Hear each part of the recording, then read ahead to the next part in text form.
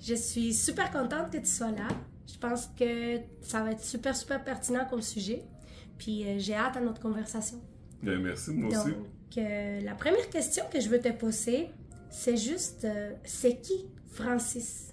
Ben, en fait, c'est un homme de 42 ans, père d'un enfant de 13 ans, à moitié péruvien. J'ai été marié avec une péruvienne pendant 12 ans. C'est un homme, un citoyen du monde, je pense. Je parle couramment 3 langues, français, anglais, espagnol.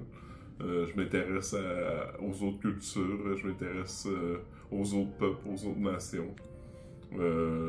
C'est un humain qui s'est forgé une identité, une personnalité à travers le temps, puis qui a subi des difficultés, notamment au niveau de la santé mentale.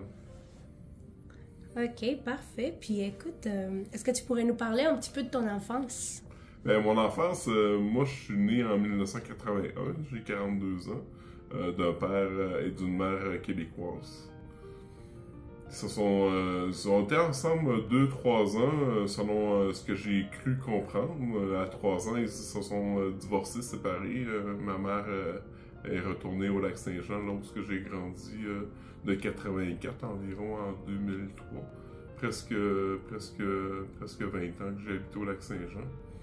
Puis je voyais mon père 2 fois par année environ, là, parce qu'il était un peu plus loin sur la rive sud de Montréal. Ok. As-tu des frères et sœurs? J'ai une sœur de 2 ans, ma cadette. Mhm. Elle est née en 1983. Quand mes parents se sont séparés, elle avait 1 an. Fait que c'est ça. Dans le fond, on a toujours été très proches, moi et ma sœur, mais là, elle est un peu plus loin maintenant. Okay. Elle habite au Yukon. Oh, wow, ok. Ouais. Puis c'est quand que tu as trouvé que la problématique de santé mentale commençait à se fait, réveiller? c'est arrivé quand j'étais à l'université en sciences politiques. J'ai toujours été passionné de sciences de politique. Dès mon entrée au cégep, je me suis impliqué dans le mouvement étudiant, dans le mouvement échec à la guerre, dans le mouvement intermondialiste, contre le capitalisme. J'ai toujours été impliqué dans cette phase-là. Puis je me suis dirigé en sciences politiques à l'Université du Québec à Montréal. Puis je travaillais à temps plein aussi en même temps. Okay. Puis j'ai comme fait un burn-out psychotique pour lequel j'étais hospitalisé à l'hôpital Notre-Dame en 2005. Pourrais-tu m'expliquer c'est quoi les signes d'un burn-out psychotique? Mais la psychose, dans le fond, c'est des hallucinations. Tu sais, c'est souvent connu chez les schizophrènes, un peu moins chez les bipolaires. Mais dans le fond, c'est ça. J'ai fait une psychose parce que j'étais épuisé. C'est pour ça que je parle d'un burn-out psychotique. C'est suite à de l'épuisement, à de la fatigue accumulée. Tu sais, je travaillais à temps plein, j'étais à l'université à temps plein. J'étais hospitalisé 1 mois, je pense. Si je me trompe pas. À l'hôpital Notre-Dame dans le département de psychiatrie. Puis en 2005, donc j'avais 24 ans. Puis le diagnostic a été très, très, très long à poser. Bipolarité ou pas, parce que j'étais suivi à la clinique JAP, jeune adulte psychotique, à Montréal, à Notre-Dame dans les premières années. Puis après ça s'est transféré à Saint-Luc, qui est rendu le gros hôpital du centre-ville de Montréal francophone. Puis j'ai été suivi là en psychiatrie, puis ils ont longtemps hésité entre la schizophrénie affective puis la bipolarité. Pourquoi? Parce que c'est en lien avec les émotions et l'affection, dans le fond. Les émotions, la gestion des émotions. Puis ils ont diagnostiqué à 30 ans, je pense, si je me souviens bien, le trouble bipolaire. Donc ça a été de 24 à 30 ans. Un suivi psychiatrique pour savoir de quoi je souffrais dans le fond. Est-ce que tu pourrais m'expliquer la différence entre les deux? La différence entre la bipolarité et la schizophrénie affective? Ouais. Mais la schizophrénie affective, je pense qu'il y a beaucoup plus d'épisodes psychotiques. Ce que j'avais pas. Puis la bipolarité, c'est vraiment un peu plus, je te dirais, dans la gestion des montagnes russes, on va dire, tu sais, entre les moments où tu es très déprimé et les moments où tu as beaucoup de suractivité, que ce soit financière, tu vas travailler beaucoup, tu tu vas avoir de l'ébullition dans ta vie, tu vas avoir de la facilité à rencontrer des gens, tu vas avoir beaucoup de projets sur la glace. Tu vas avoir... c'est un peu ça la bipolarité, c'est vraiment les up and down qu'on appelle. Puis moins d'épisodes psychotiques, parce que j'en ai eu un, puis j'en ai jamais refait par la suite. C'est pour ça que je suis pas schizophrène. Mais c'était long quand même. Ouais, c'était long. C'était très très long pour avoir le diagnostic. Ouais. Pourquoi c'était long comme ça? Mais j'ai pas la réponse exacte parce que c'est pas moi les médecins puis les thérapeutes qui m'ont suivi, mais parce que mes symptômes sont quand même très très très faibles. Tu sais, la psychiatre qui m'a suivi pendant des années à la clinique Jacques, qui était la première clinique que j'ai été suivi en psychiatrie, me disait quand elle est partie à la retraite, Francis, tes symptômes, tes signes sont très très faibles, ils sont presque pas apparents. J'en parlerai pas, je le dirais pas, que probablement qu'on s'en rendrait pas compte. À part les quelques épisodes de dépression que j'ai fait dans le passé.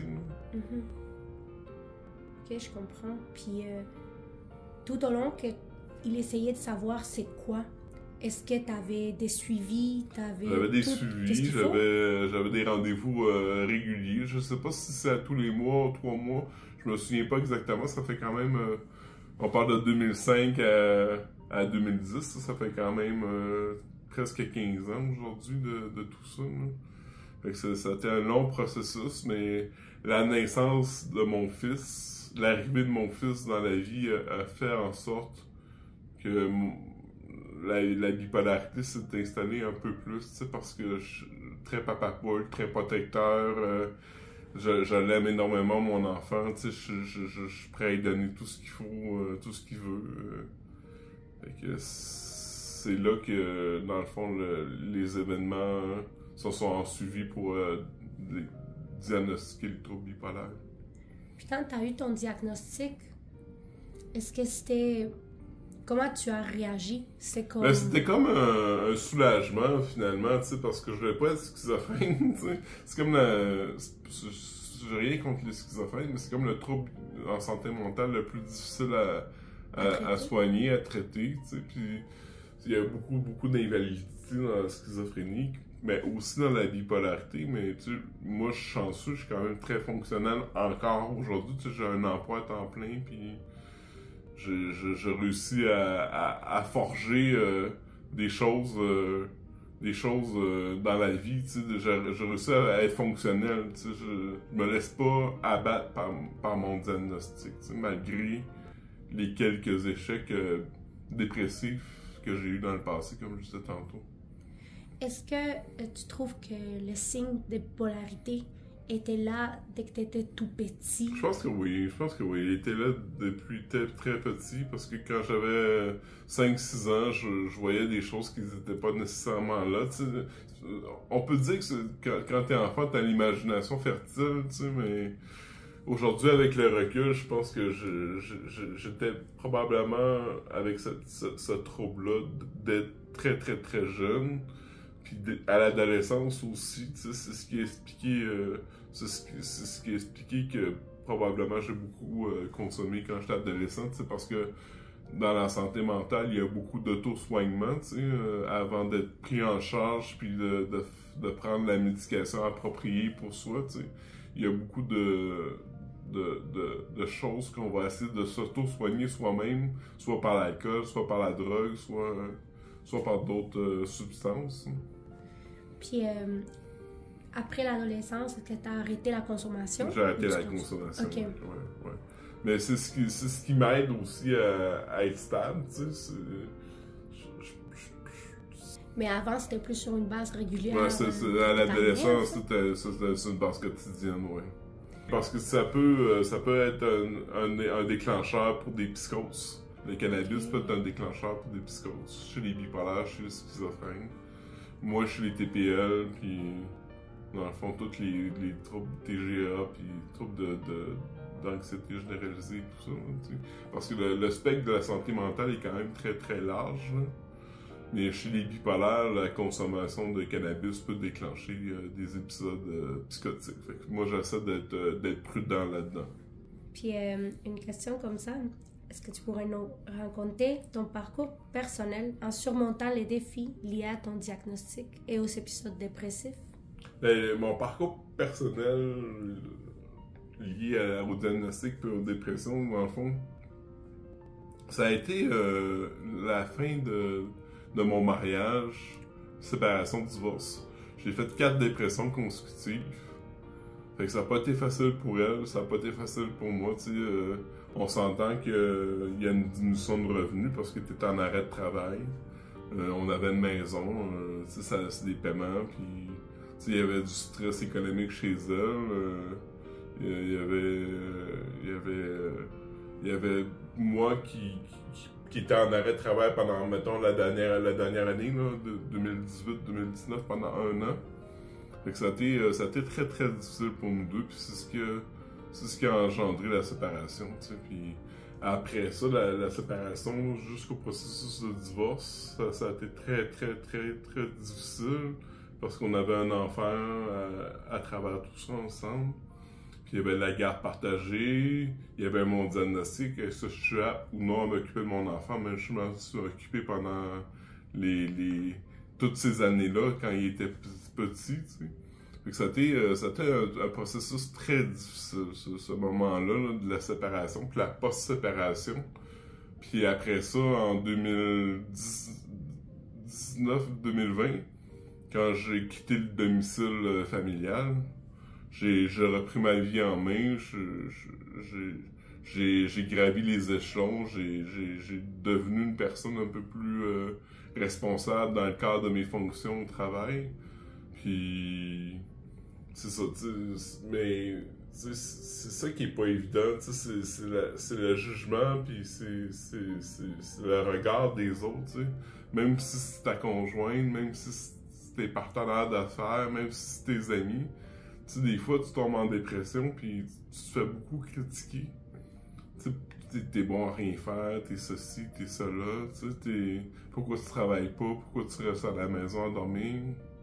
Mais tu sais, c'est parce que je vais pas bien, puis j'ai besoin de prendre du temps pour moi, tu sais. C'est ça qui est la partie difficile de la bipolarité. C'est tout ce jugement des autres-là, que ce soit des personnes qui détiennent le pouvoir, tu sais.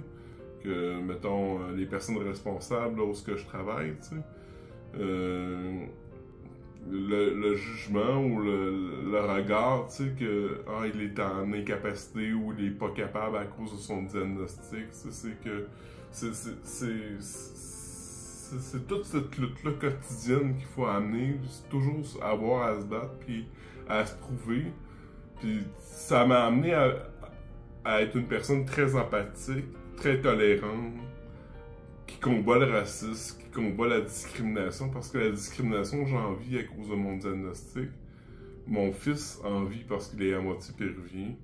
Tu sais, fait que tout ce qui ça fait partie de la politique aussi. Fait que c'est comme un ensemble de choses qui me sont arrivées pour prendre conscience de la difficulté dans la vie dans laquelle on habite aujourd'hui, tu sais, de cette discrimination-là qui existe, que ce soit envers des personnes comme moi, bipolaire, que ce soit envers des personnes comme mon fils.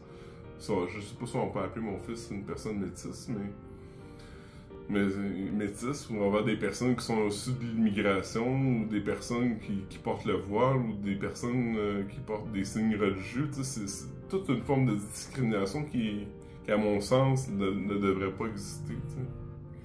Puis, justement, tantôt, tu m'as parlé du divorce. Ouais. Puis comment ça a été difficile. Je me demande, c'est quoi les techniques que tu as utilisées pour passer à travers un divorce? J'ai beaucoup travaillé. Je suis devenu une personne responsable dans mon travail. Puis j'ai gravé les échelons de mon travail. C'est ça qui était qui m'a permis de me tenir en force. Puis, comme une sorte de thérapie pour sortir... Ouais, pour sortir. Mais il y avait la thérapie chez le psychiatre que j'avais régulièrement, là, tous les 3 mois à peu près. Puis Je me suis inscrit à des thérapies dans ce moment-là sur la gestion du trouble bipolaire qui était offerte par la clinique Revivre, je pense, mais qui a été donnée gratuitement à cause que j'étais référé par mon psychiatre. Parce que la clinique Revivre, ils facturent pour ces choses-là. Moi, je l'ai eu gratuitement. J'ai eu aussi une thérapie sur la gestion du trouble de santé mentale en général. C'est pour ça que je suis conscient des différents diagnostics qui existent, que ce soit schizophrène, que ce soit TAG, que ce soit TPL, que ce soit... j'ai comme une empathie naturelle envers les autres diagnostics. Puis c'est ça.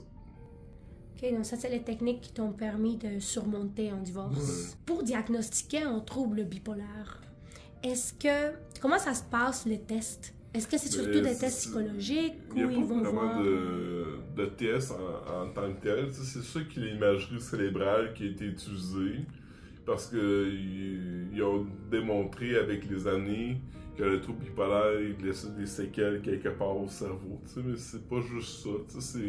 Moi, ça a été une thérapie psychiatrique sur le temps, comme je te disais tantôt, là, de 2005 à 2011 environ. Ça a été une thérapie psychiatrique que j'allais régulièrement, à peu près tous les 3 mois. Puis avec ce que je rapportais, mettons, ma gestion des émotions, que ce soit en amour, que ce soit avec mon fils, que ce soit avec ma femme, que ce soit avec ma famille. Toute cette gestion-là affective, tu sais. Parce que le trouble bipolaire, c'est la gestion des émotions. Fait que c'est comment que je décrivais ça aux psychiatres, tu sais, puis avec le temps, ils ont posé le diagnostic. Donc, ils ne peuvent pas juste se baser sur un genre d'imagerie cérébrale, en fait. Ben, ils l'ont fait, mais ils peuvent pas juste se baser sur ça, effectivement. Moi, dans mon cas, c'est vraiment dans le temps que ça s'est posé le diagnostic. Ça a été un long processus. Puis quand ils ont posé le diagnostic, ça est venu avec un changement de médication. J'ai commencé à prendre du lithium, j'ai commencé à prendre d'autres médicaments que je prenais pas nécessairement auparavant. T'sais.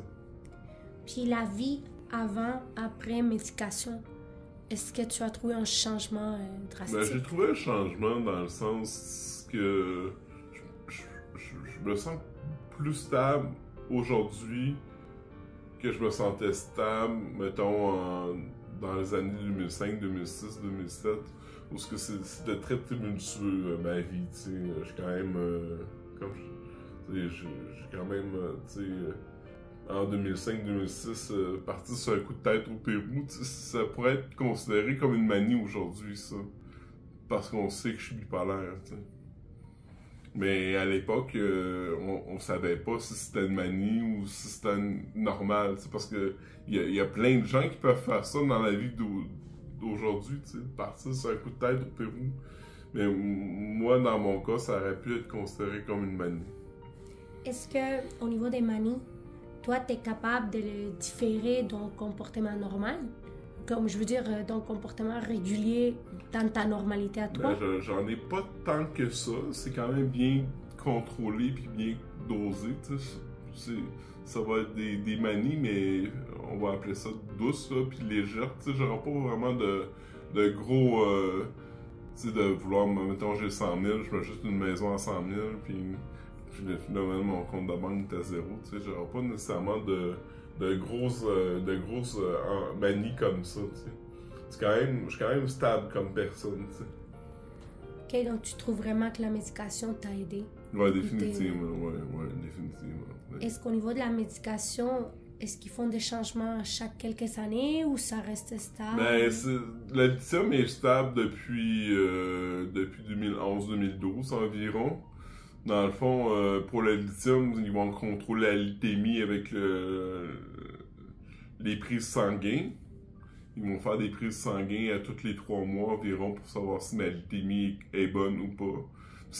Le lithium, c'est ce qui permet justement de bien gérer les manies, puis les idées ou les actions suicidaires. Parce que moi, ça ne le cachera pas. Là, chez le trouble bipolaire, la plus haut taux de mortalité, c'est le suicide. Ok, ok, je comprends. Puis est-ce que le suicide, les idées suicidaires, ça a fait partie de ta vie? Ça a fait partie de ma vie, oui. Ok. Ouais. Surtout dans les épisodes plus dépressifs, là. Mais quand t'es dépressif, tu portes pas nécessairement action. Tu sais, ça va être plus en manie que tu vas porter action. Puis comme les manies sont quand même bien contrôlées puis bien gérées, tu sais, j'en ai pas tant que ça. Tu sais, c'est comme je te disais tantôt, les manies sont douces puis légères, tu sais. Puis je peux être comme ça pendant plusieurs années avant de frapper un mur puis tomber en dépression, là. Est-ce qu'au niveau des épisodes dépressifs, quand ça s'en vient, es-tu capable de le savoir? Ben maintenant, aujourd'hui, oui, je suis capable de les voir venir. Tu sais, je le dis à mon psychiatre. Tu sais, là, je commence à me sentir un peu triste, mettons, un peu plus renfermé. J'ai moins le goût de sortir de chez moi. Tu sais, mettons, j'ai moins le goût de rencontrer des personnes, mettons. J'ai moins le goût de faire des activités. Tu sais, mettons, j'arrête en dépression aujourd'hui, mais j'aurais pas voulu venir, tu sais. Donc, tu es capable de le voir venir? Ouais, je suis capable de le voir venir parce qu'il y a quand même des signes avant-coureurs, tu sais. Ok, mais je trouve que tu te connais très bien, que tu Quand as beaucoup même, pris soin de te connaître. Tu sais, ce qui m'a aidé beaucoup aussi, c'est que depuis le mois de février de cette année, j'ai une psychothérapie avec une psychologue là, de l'hôpital Charlemagne. Parce que moi, j'habite à Longueuil, maintenant. Puis la psychothérapie m'a énormément aidé à apprendre à me connaître, à me refaire confiance, aussi à rebâtir ma confiance en moi, puis à apprendre à gérer un peu plus mon stress, mon anxiété, puis aussi les émotions. Tu sais, aller voir venir, comme tu disais tantôt, mettons, je me sens triste, il y a une raison, puis de l'exprimer, cette raison-là. Tu sais, d'exprimer mes ressentis, d'exprimer mes émotions, puis pas laisser les choses s'accumuler, tu sais, pour justement éviter de tomber dans une dépression, tu sais. Qui pourrait être...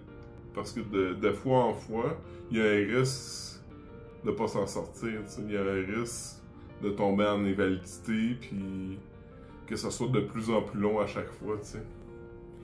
C'est que ma dernière grosse dépression a duré 1 an, j'en ai refait une autre cette année qui a duré 4 mois. Mais, tu sais, parce que justement, ça a duré 4 mois parce que je suis conscient de mes forces et mes faiblesses. Puis je me battais avec moi-même, puis je me suis battu pour retourner dans mon milieu de travail, tu sais. Puis, quelle stratégie que tu as développée pour gérer et surmonter les moments difficiles? Ben, j'ai plusieurs stratégies. La première, c'est la méditation, la respiration, cohérence cardiaque là, que ma psychologue m'a appris. Ça me permet d'être plus près de moi, puis d'être plus conscient de mes émotions, de l'instabilité de ceux-ci, tu sais.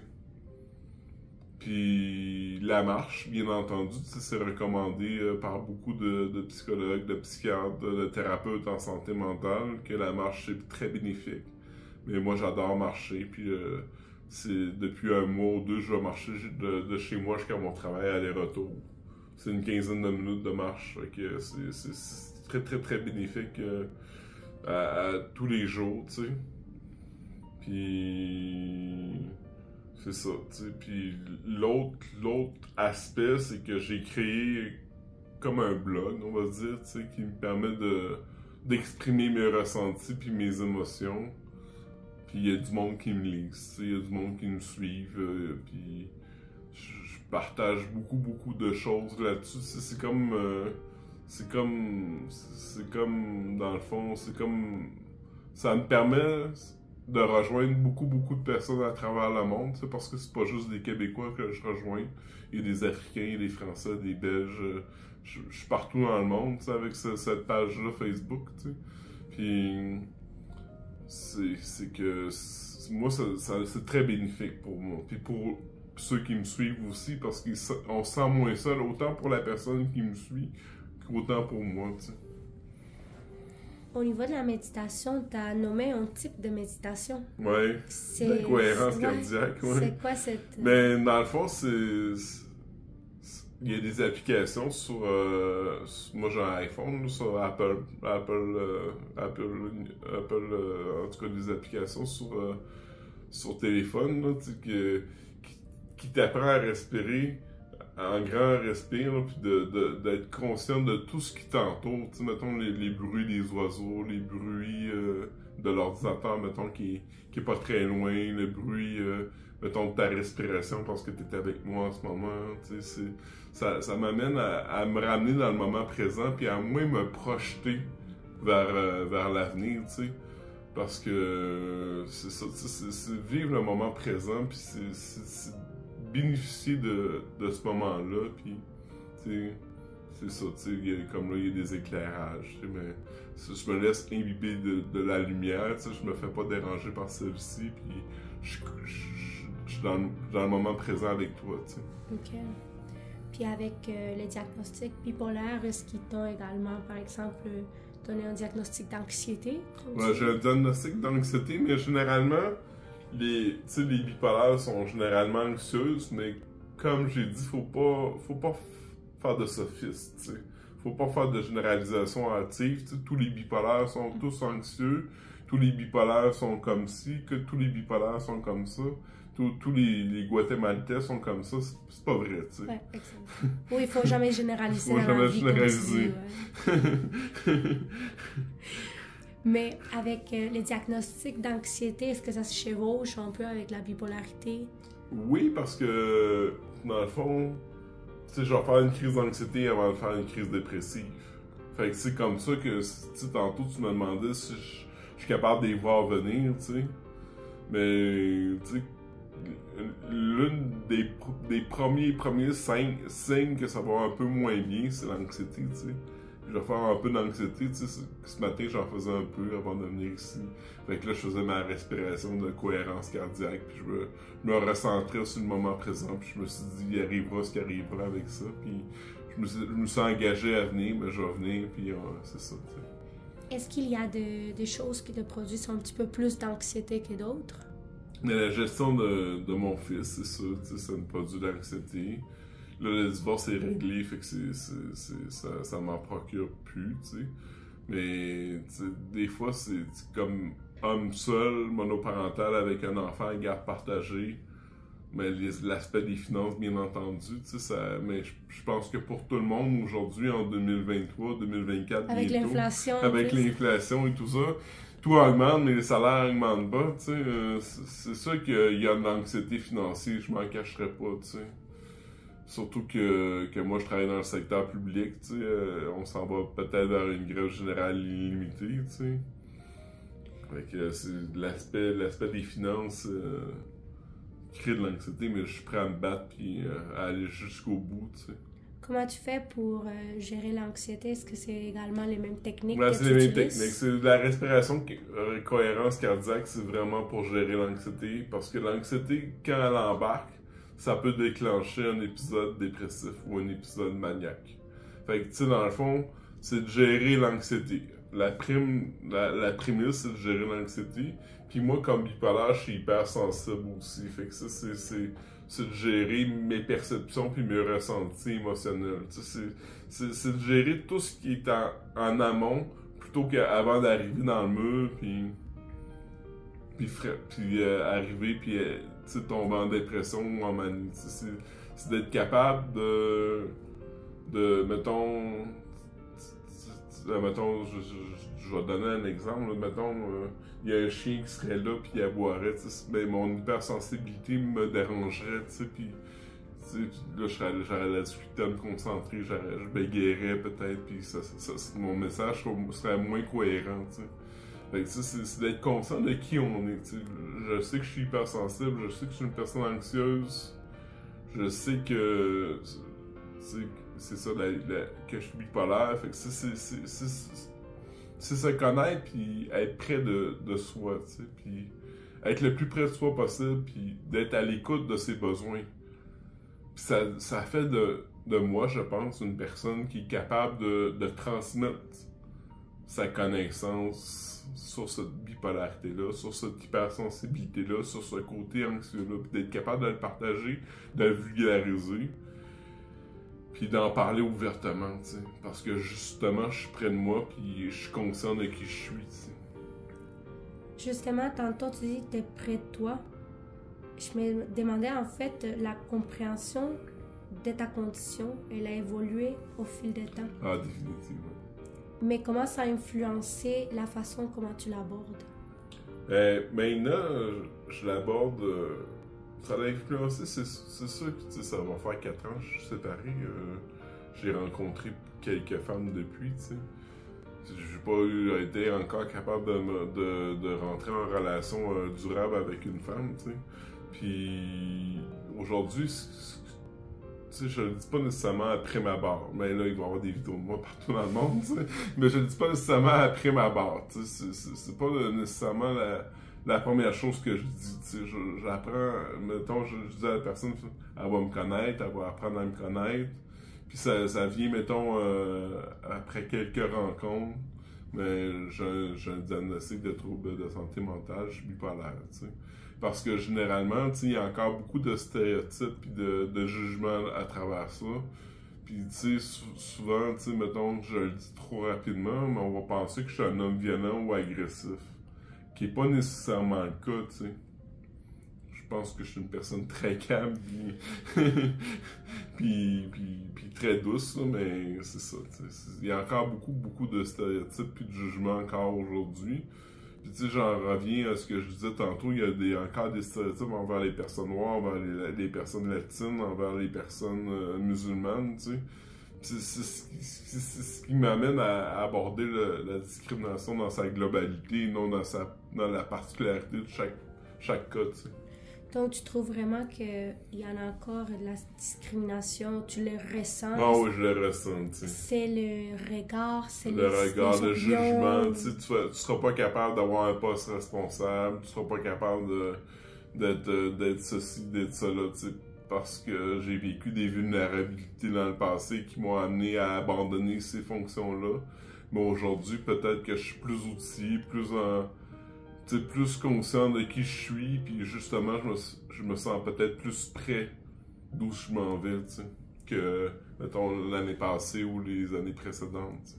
Puis quand tu rencontres une personne, mettons, que tu peux ressentir que la personne a je sais pas comment le dire, mais qu'elle n'est pas informée, en fait, qu'elle n'est pas assez sensibilisée envers le sujet. Est-ce que tu trouves que les personnes vont te le dire dans la face? Pas nécessairement. Ou ils vont le faire très indirectement? Très indirectement. Ouais, comment ça se fait que tu le ressens? Ben, il va y avoir, tu sais, il va y avoir du jugement, tu sais, il va y avoir du mépris, tu sais. Il va y avoir de l'intolérance, tu sais, un peu comme un immigrant qui peut vivre ici au Québec parce qu'il parle pas français, tu sais. C'est exactement les mêmes signes, ouais. Et comment tu abordes une personne comme ça? Ben, j'ai arrêté de perdre mon temps. Okay. À 42 ans, là, je me suis dit, tu sais, si aujourd'hui, mettons, je rencontre quelqu'un, là, puis elle est pas prête à entendre ce que c'est la maladie mentale, ce que c'est la bipolarité, puis elle est dans la généralisation hâtive, dans le sophisme. Mais malheureusement, cette personne-là n'est pas faite pour moi, tu sais. J'ai assez donné, je pense, aujourd'hui, puis je me suis dit que je suis à prendre comme je suis, puis je viens comme ça. Malheureusement, oui, je suis bipolaire. Est-ce que ça fait de moi une personne différente des autres? Probablement que oui. Ça fait... Mais en même temps, on est tous différents. Mais en même temps, on est tous différents, oui. T'as raison. Donc, tu ne t'attardes pas à essayer d'avoir une acceptation de quelqu'un? Non, je m'attends pas à avoir une acceptation. Je me dis, je suis ce que je suis. Tu sais, est-ce que la bipolarité me définit? Non. Est-ce qu'elle explique des choses? Oui. Elle explique beaucoup de choses. Tu sais, mon côté probablement un peu plus marginal, un peu plus bouffon, un peu plus... tu sais, je fais beaucoup de blagues, je ris beaucoup, là, ça paraît pas aujourd'hui, là, mais tu sais, je suis quelqu'un de très, très extraverti, tu sais, qui va rire avec les gens, qui va avoir du plaisir avec les autres, Puis est-ce que la bipolarité explique ça? Peut-être. Mais est-ce que ça définit ça? Je pense pas. Il y a aussi la personnalité, il y a aussi qui est Francis. Il y a aussi toutes les années que j'ai passées dans les dernières années, depuis mon enfance jusqu'à aujourd'hui. T'sais. Donc, tu ne laisses pas la bipolarité te définir non, comme définitivement je pas. suis dans une boîte, puis il n'y en a pas plus. Non, je pas plus. Non, est-ce que ça t'est arrivé au début de te faire ça, en fait? Je sais pas, j'en suis pas conscient. Je laisse, mais oui ou non, je peux pas dire vraiment, mais des fois, je laisse pas la bipolarité me définir, mais en même temps, comme je disais tantôt, ça explique beaucoup de choses. T'sais. Ça explique des fois des comportements, des actions qui sortent un peu du standard auquel on est habitué. T'sais. Mais justement, en expliquant des choses, tu es en fait capable de te connaître mieux, ouais. Donc d'agir d'une meilleure façon vu que tu te connais. Exactement. OK. Oui, exactement.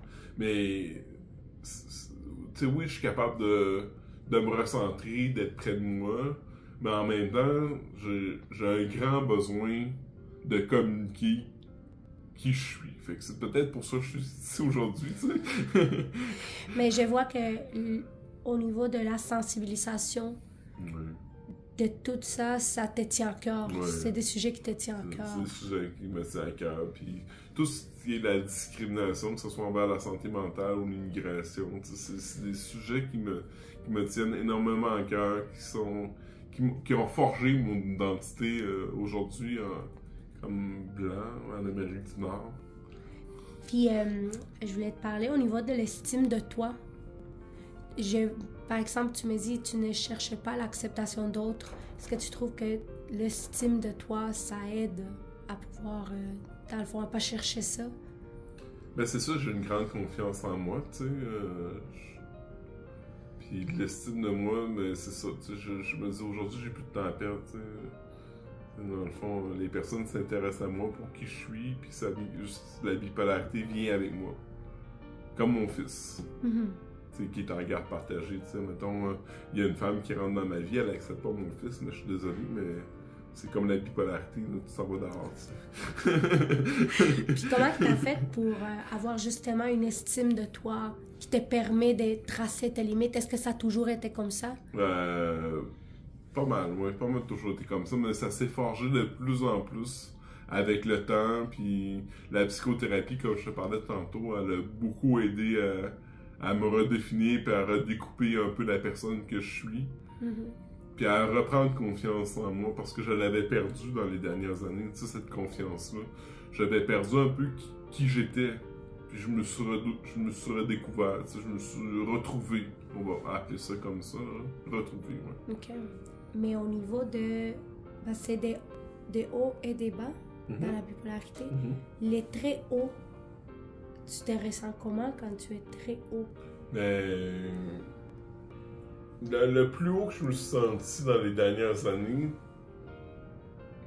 puis là, c'est que, mais c'est ça, c'est que, je sais pas comment l'expliquer, c'est parce que c'est, comme je te dis, c'est quand même très, très, très faible, tu sais. Mais, mettons, je sais pas, mon ami, elle va dire « Ah, Francis, t'as acheté un char neuf l'année passée. » Mais ça se peut que ce soit une manie, mais en même temps, ça se peut que ça n'en soit pas une. Oui, ça se peut que tu voulais un char neuf aussi. Tu sais, c'est pour ça qu'il faut pas nécessairement se laisser définir par la bipolarité, tu sais. Oui, ça se peut que ça soit un épisode maniaque, mais en même temps, ça se peut que j'ai besoin d'un auto, tu sais. Mais... j'ai un peu honte de parler de ça, mais il y a beaucoup d'hypersexualité dans la manie. Fait que, mais, mettons que t'es avec ta partenaire, mais tu vas avoir des besoins un peu plus hauts que la normale, mettons. OK. Donc là, t'es capable de le voir. T'es très haut. Très haut, oui.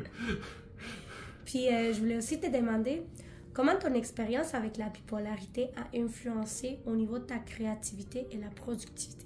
Ben, la productivité, je pas une personne... je suis une personne productive, mais qui apporte un apport productif constant et stable, tu sais. Mais ma créativité, c'est dans l'expression littéraire. Tu sais, j'écris des poèmes de façon régulière, que je publie pas toujours, tu sais, mais des fois j'ai publié. Mais c'est ça. C'est beaucoup dans la poésie, dans l'articulation de cette littérature-là, tu sais. Puis aussi dans... C'est ça, tu sais. Mais je sais pas si mon implication en politique peut être considérée comme de la manie ou pas, mais en même temps, tu sais, je te disais d'entrée de table que c'est une passion pour moi. Fait que, tu sais, c'est pour ça que c'est un peu compliqué à voir qu'est-ce qui est une manie ou qu'est-ce qui en est pas, tu sais. Tu sais, il y a la personnalité, il y a qui est Francis, puis il y a la maladie, tu sais. Ce que la maladie va faire, c'est juste que, mais je vais en faire un peu plus que les autres. Tu sais, surtout quand j'étais en manie, tu sais, mettons, je vais travailler à temps plein à mon travail, puis les soirs et les fins de semaine, mais je vais prendre plus de responsabilités en dehors de mon travail. Fait que, tu sais, comme je disais encore cette semaine à une collègue, tu sais, des fois en manie, ce qui arrive, c'est qu'on brûle la chandelle par les deux bouts. Je sais pas si t'as déjà entendu cette expression-là, mais c'est un peu ça, tu sais. Ça paraît pas nécessairement, c'est pas nécessairement apparent dans mon cas, c'est juste que, c'est ça, je vais faire beaucoup de projets en même temps, tu sais. Est-ce que... Mais en même temps... T'sais, est-ce que c'est de la manie ou pas? C'est pas nécessairement, c'est pas clair comme ça, parce que la politique, ça fait 20 ans que j'en fais, t'sais.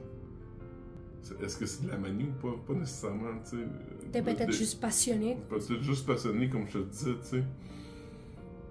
Puis, d'écrire de la poésie, oui, ça se peut que ça soit de la manie, mais en même temps, tu sais, j'écris mes émotions, tu sais, je me libère, tu sais. C'est une forme de thérapie, en fait. Une forme de thérapie, tu sais. As-tu fait plusieurs types de thérapie avant d'arriver à celle qui marche avec toi? Ben, comme je te disais tantôt, tu sais, j'ai eu la thérapie sur la psychiatrie, là, qui est encore là aujourd'hui, tu sais, qui est la thérapie de fond, qui est à peu près tous les 3 mois, tu sais, avec le psychiatre. Puis il y a eu la thérapie sur la gestion du trouble de santé mentale, qui est une thérapie de 6 ou 8 thérapies que j'ai eu il y a quelques années de ça. Il y a une thérapie de 12 ou 13 rencontres qui est à partir de la thérapie Revive sur la gestion du trouble bipolaire. Puis là, j'ai une psychothérapie depuis le mois de février. Puis la psychothérapie, c'est elle, je te dirais, qui m'aide le plus en ce moment. Ça consiste à quoi, une psychothérapie? Une psychothérapie à toutes les semaines, le mardi matin. Je vais voir la psychologue à la clinique de santé mentale à Longueuil, sur la rue La Bonté. Je vais voir la psychologue, puis dans le fond, c'est que je lui parle de mes ressentis, de mes émotions, de comment j'ai vécu les choses. Puis elle me questionne, tu sais, elle va chercher dans le fond la vraie émotion que j'ai vécue, tu sais. Je dis elle parce que c'est une femme, ma psychologue. Mais ce que je dirais, c'est que c'est la chose suivante. Je pense que la plus belle chose qu'on peut s'offrir à soi-même, c'est d'être capable de verbaliser ses émotions et ses ressentis. Comme ça, il y a moins de risques de tomber dans l'agressivité, la violence, ou l'alcoolisme, ou la drogue, ou la dépendance, peu importe. Nomme-les toutes, là. Tu sais, à prime abord, la prémisse, là, si on prend de l'alcool de façon irresponsable, si on prend de la drogue de façon irresponsable, c'est parce que t'as des émotions que t'as pas appris à communiquer, ou t'as pas appris à communiquer avec toi-même. La première chose, c'est pas nécessairement avec ta partenaire, c'est avec soi-même. C'est d'apprendre à les nommer pour soi-même. Puis tu sais, avec le temps, mais si t'as une partenaire, un copain, peu importe, tu sais. Mais c'est de les partager avec cette personne-là parce qu'elle fait partie de ta vie, tu sais. Puis est-ce que tu penses que plus loin de parler juste avec ta partenaire, c'est important également d'aller chercher des ressources à l'extérieur? Ouais, c'est important d'aller chercher des ressources à l'extérieur parce que ta partenaire ne doit pas devenir ta béquille, tu sais. Mm-hmm. C'est ta partenaire, tu sais. C'est avec elle que tu as du plaisir, tu as des activités, tu as une vie sexuelle, peu importe, tu sais. Mais c'est pas ta thérapeute, tu sais. Non, je comprends ce que tu veux dire, puis je trouve que ça arrive souvent aussi. Ouais. Mais tu sais, les relations toxiques, ça commence comme ça, tu sais. Un est plus fort que l'autre, puis faut éviter ça, tu sais. Faut éviter ça, puis je pense que la plus belle chose qu'on peut s'offrir, comme je disais tantôt, c'est les nommer pour soi-même, tu sais. Avant même de les nommer pour quelqu'un d'autre, tu sais. C'est d'apprendre, mettons, t'es triste, mais dis-le dans ta tête, je me sens triste, puis j'ai de la peine, puis à un moment donné, tu vas être capable de l'exprimer, mettons, à ta famille, à tes amis, à ta copine ou à ton copain, peu importe. T'sais. Donc, quand toi, t'éprouves une émotion, tu ne te sens pas menacé en tant que ta virilité, ne se sent pas menacé quand tu mets ton émotion sur la table. Au contraire, puis des fois, mais en même temps, ce que j'ai appris, c'est que l'émotion, tu dois la canaliser pour toi-même, pour être capable de la partager aux autres. Parce que des fois, une émotion, tu sais, je te dirais, je sais pas, mettons, je suis amoureux fou du rideau vert là-bas, tu sais. Mais ça se peut que le rideau vert ne prenne pas bien, tu sais. Fait que, tu sais, c'est d'apprendre à le canaliser, puis à être calme, puis à être serein avec soi-même avant même de le partager avec les autres. Donc, toi, quand tu ressens une émotion ou tu as un problème, tu le canalises, tu le penses, avant de l'exprimer. Ben, je suis un peu impulsif, honnêtement, là, tu sais. Je pense que c'est mon grand défaut, c'est que je suis impulsif, mais ça peut être expliqué par la bipolarité.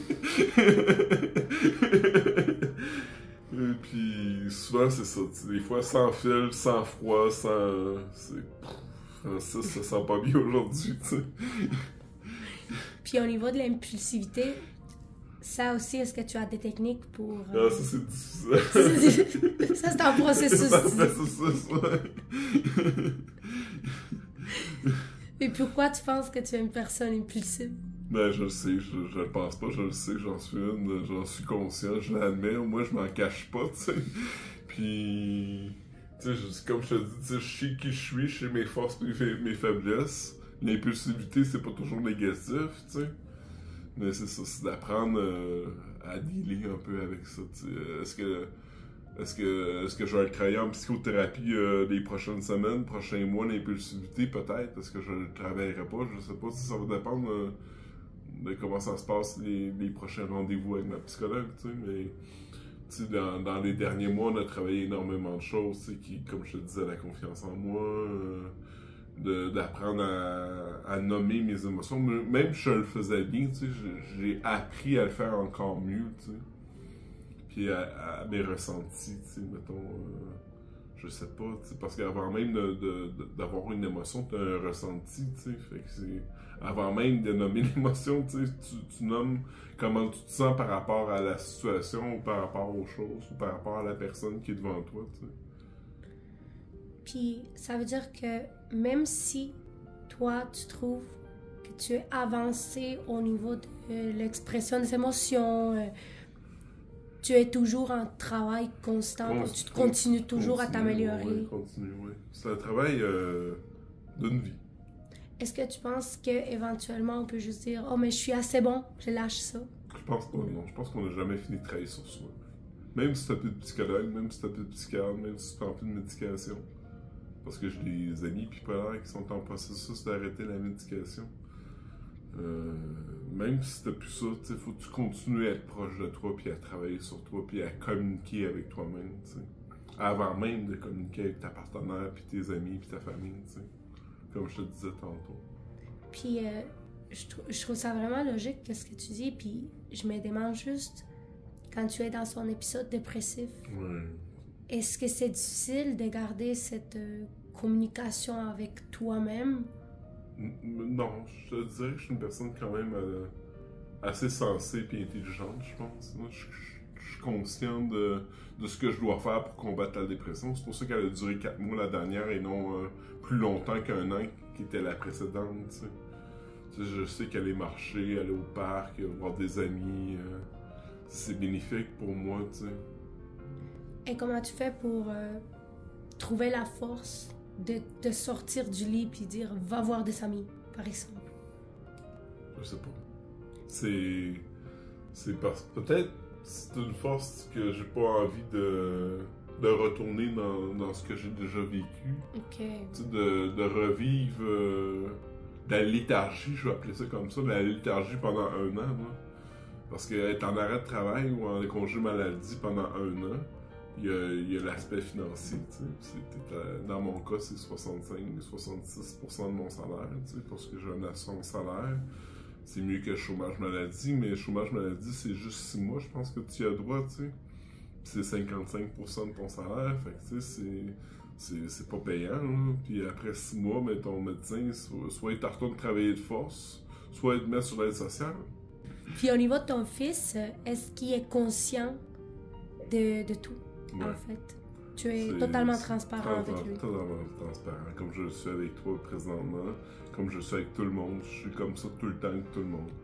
Je me cache pas, je joue pas à l'autruche, tu sais, de mettre la tête dans le sable. Là. Je suis pas dans le déni non plus. Je suis... je m'assume, puis... Mais je trouve que ça parle beaucoup de que tu as une bonne estime de toi-même. Ouais. Je m'assume, puis, tu sais, comme je te disais avant qu'on commence l'entrevue, le trouble bipolaire est une maladie génétique. Fait que je me dis qu'admettons mon fils serait diagnostiqué bipolaire au cours des prochaines années. Ça peut prendre du temps. Tu vois ça? Mais au moins, tu sais, je serais conscient de la maladie, puis je vais pouvoir l'épauler, puis être là pour lui, tu sais. Contrairement à... Ben, je veux pas accuser mes parents, là, mais contrairement à ma famille, tu sais, que je me suis senti énormément, pas rejeté, mais pas abandonné, mais incompris. Incompris. Mais aussi dans ces années-là, mais j'imagine dans les années à tes parents, Ouais. les maladies mentales, c'était pas quelque chose qu'on parlait habituellement. Il y a Ouais. plus de méconnaissance. Ouais. Comment tu penses que l'éducation et la sensibilisation peut aider les individus à mieux comprendre et soutenir les maladies mentales? Mais Je te parle en fait des personnes qui ont la maladie mentale et aussi les personnes qui l'ont qui sont pas. à l'extérieur. Mais c'est un peu pour ça que j'ai accepté ton invitation, tu sais, c'est de démystifier puis de lutter contre la stigmatisation puis l'intolérance puis le jugement, tu sais. C'est un peu pour ça que l'expérience qu'on a ensemble aujourd'hui m'intéressait puis m'interpellait, tu sais. Je voulais aborder ce sujet-là avec toi, tu sais, puis on verra c'est sur quoi les répercussions de cette vidéo-là, mais tu sais, l'éducation, les professeurs, on a déjà beaucoup sur les épaules. Je sais pas de quelle manière leur en rajouter une couche de plus ou pas. Là. Tu sais, puis on est en pénurie de main-d'œuvre chez les enseignants, enseignantes.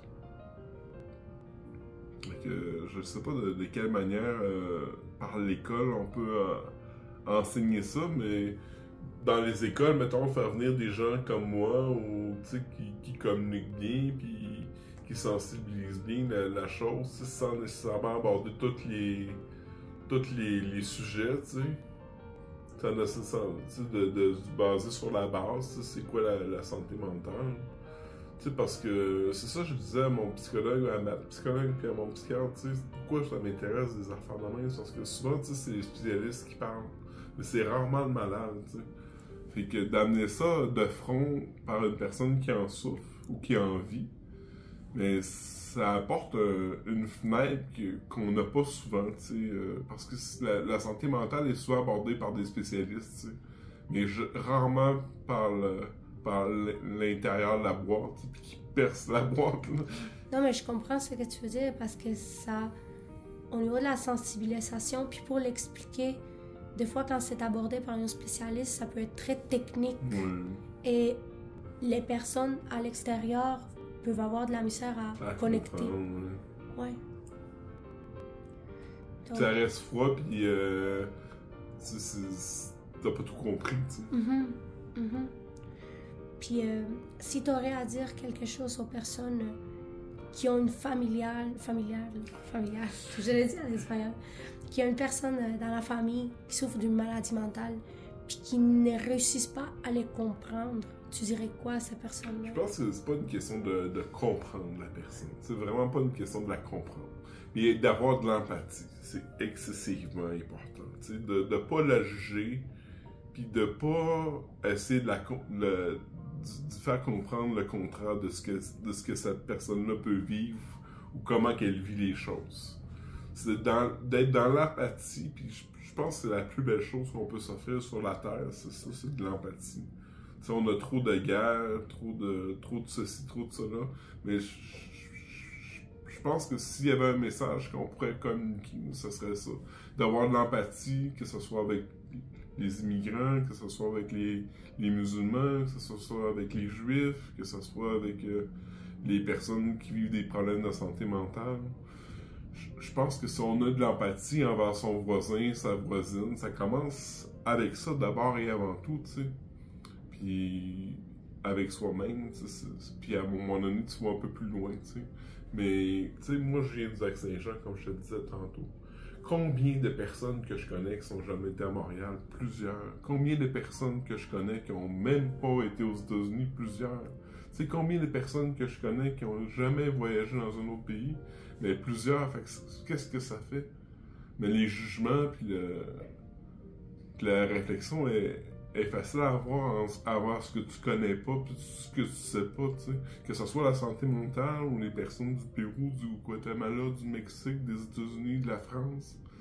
Si tu les as jamais vus, c'est facile de juger, tu sais. C'est facile de parler contre les autres, tu sais. D'avoir des stéréotypes raciaux ou des stéréotypes contre la santé mentale, tu sais. C'est facile, mais c'est ça, l'empathie, je pense que c'est la plus belle chose qu'on peut avoir envers son prochain. D'être capable de se mettre à la place de l'autre, puis de se dire, bon, mais cette personne-là, elle vit ça, c'est expliqué par ça. C'est tout.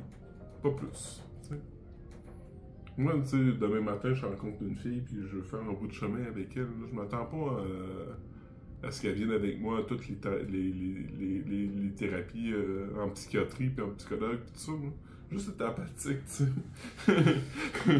C'est le fameux loup qui pisse autour de son territoire, là, qui est enfermé dans sa culture ou son identité. Là. Mais c'est aussi ça, envers le problème de santé mentale. Tu sais, c'est le même réflexe qui est derrière. Tu sais. C'est pour ça que moi, j'aborde la discrimination large et totale, tu sais, parce que c'est ce loup-là qui pisse autour de son territoire puis qui en sort pas de son territoire. Hein. Je comprends, on finit par avoir peur de tout ce qui est différent. Ouais. Puis, c'est quoi tes projets et aspirations dans le futur? J'aimerais ça partager un peu cette sensibilisation-là, cette empathie-là, ce message-là ailleurs sur la Terre, tu sais. J'aimerais ça apprendre d'autres langues, tu sais. J'aimerais ça m'émerger d'autres cultures, d'autres peuples. Peut-être faire le tour du monde puis sensibiliser la santé mentale partout sur la Terre.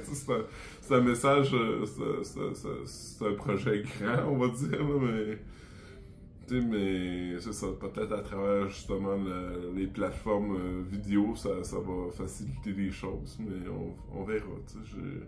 J'ai beaucoup de rêves, là. C'est sûr que j'aimerais. Je pense que je communique bien les choses. On me le dira éventuellement si c'est pas le cas. Puis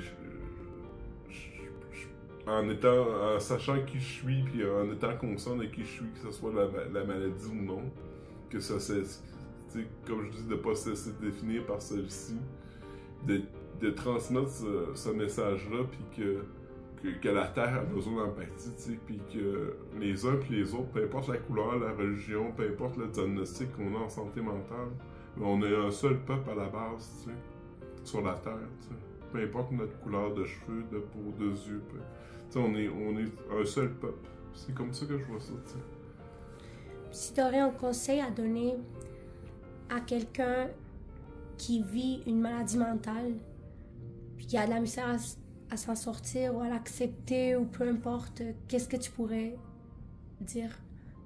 Ben, c'est un long processus d'accepter. Tu sais, je te dirais, suis les étapes, tu sais, prends le temps, accepte les rendez-vous en psychiatrie ou des fois, c'est pas toujours le psychiatre, là, des fois, c'est le médecin généraliste, tu sais, dans beaucoup de cas, encore aujourd'hui, tu sais, parce que les psychiatres, c'est des spécialistes, on n'a pas toujours accès à eux ou à elles. Mais c'est d'accepter les rendez-vous, la médication. Tu sais, si tu acceptes ça déjà, tu sais, de les prendre parce que si tu décides de ne pas prendre ta médication puis d'arrêter de les prendre, il y a un risque. Puis le risque, les personnes qui souffrent de problèmes de santé mentale, je l'ai dit tantôt, c'est le suicide, tu sais. Fait que, tu sais, si tu veux pas faire cet acte-là qui est irréversible, tu sais, mais au moins accepte de prendre ta médication, pas nécessairement le diagnostic, parce que le diagnostic, ça peut prendre du temps. Tu sais, je dis pas que ça a été facile d'accepter le trouble bipolaire, là, ça a pris du temps, puis... Mais aujourd'hui, tu sais, je m'en suis affranchi, puis je suis capable de dire que... Mais c'est ça, que le monde est beau, puis peu importe la maladie qu'on a, peu importe qui on est tous des belles et bonnes personnes, tu sais. Il s'agit juste, tu sais, de se tendre la main les uns les autres, puis de travailler en équipe, puis d'accepter qu'on a besoin d'aide, mais ça peut prendre du temps d'accepter ça, puis des fois, ça vient de tes amis, de ta famille, de ta copine, ton copain, tu sais. Puis d'accepter ce coup de main-là, puis de l'apporter, mettons, sur un travailleur social, souvent c'est la première contact qu'on a en santé mentale. Tu sais, c'est le travailleur social qui va te référer d'aller en psychiatrie. Mais c'est ça, moi ça a été comme ça dans mon cas, en 2005. J'ai vu un travailleur social parce que ça n'allait pas, puis il m'a référé en psychiatrie. Mais c'est ma soeur qui m'a amené chez le travailleur social. Elle a dit, viens Francis, on va aller voir quelqu'un à qui tu peux parler. C'est comme ça qu'elle a abordé ça. Fait que tu sais, c'est pas mettons que ce soit un problème d'alcoolisme, de toxicomanie, de jeu, de dépendance, peu importe, de santé mentale. Je pense que c'est juste dire, regarde Francis, tu on va aller parler à quelqu'un. Pas dire que t'as besoin d'aide. Pas dire, gars, t'es un drogué, t'es un alcoolique, t'es un ci, t'es un ça. Pas dire que t'es un bipolaire, t'es un schizophrène. T'sais, pas définir la personne par son diagnostic ou sa maladie ou sa couleur de peau, ses cheveux, peu importe. C'est dire, ben gars, Francis, on va aller consulter, puis là, tu réalises que t'as besoin d'aide, mais de ne pas être dans l'attaque, dans le dénigrement, c'est très, très, très important. Je trouve que c'est très important ce que tu dis, puis je trouve que ta sœur a très bien abordé ça. Ouais. Elle ne l'a pas abordé d'une manière, mais en fait, avec du jugement qui aurait pu te mettre à la défensive. Oui, c'est ça, exact. Parce que c'est ça qui est dangereux, parce que tu n'as pas encore de médication, tu n'as pas encore de diagnostic, tu sais pas ce que tu as, tu sais. C'est la prémisse, tu sais, Ça a été difficile pour toi, en fait, d'accepter d'y aller? Non, parce que... Elle l'a très bien fait. Elle a très bien fait, oui. Ouais. Elle a très bien agi, puis... Pas être dans l'attaque, tu sais, comme je disais, tu sais... Bon, mais, mettons, tu rencontres quelqu'un, puis tu fais un bout de chemin avec lui, puis tu te dis, mais t'as une crise de bipolaire, pas capable de rien faire, tu sais, de pas dans cette adversité-là, dans ce jugement-là, dans ces propos-là, tu sais. D'être dans l'apathie puis de dire, mais ça se peut, Francis, que même si t'es bien traité, même si tu prends tes médications sur une base régulière, t'as besoin d'un rendez-vous, tu sais. On va y aller ensemble. Tu sais? Puis, j'imagine que, tu sais, t'as plusieurs années d'expérience avec la bipolarité. Tu as sûrement reçu au moins une fois un commentaire négatif rempli de jugement. Plusieurs fois, oui. Qu'est-ce qu'on ressent en étant une personne qui vit, mettons, la bipolarité, que tu ne peux pas peut-être contrôler la manière comment tu te ressens, puis avoir un commentaire, est-ce que c'est blessant? Comment qu'on se ressent en étant de l'autre côté? C'est c'est très destructeur. C'est très, très destructeur. Surtout si le commentaire ou la situation est répétitive puis constante. C'est très, très destructeur. Puis c'est ça que je disais dans ma psychothérapie. De la prime abord, j'ai refait confiance en moi. Puis ça a été la prémisse. Puis gérer mon anxiété. Puis j'ai appris que j'étais hypersensible. C'est ça. C'est toutes des choses sur lesquelles il faut construire, puis il faut pas être dans le jugement, puis dans l'attaque envers cette personne-là. Personne, je sais pas, tu sais, je veux dire, mettons, je suis dans un café, je prends un café, il y a une fille qui arrête pas de me regarder, je veux dire, mais je vais aller y parler, puis elle me dit non, je te regardais pas, tu sais. Mais, je veux dire, mais moi, t'as dit, j'ai perçu mal les choses, tu sais. Puis, quand tu parlais d'hypersensibilité, comment c'est vivre avec l'hypersensibilité?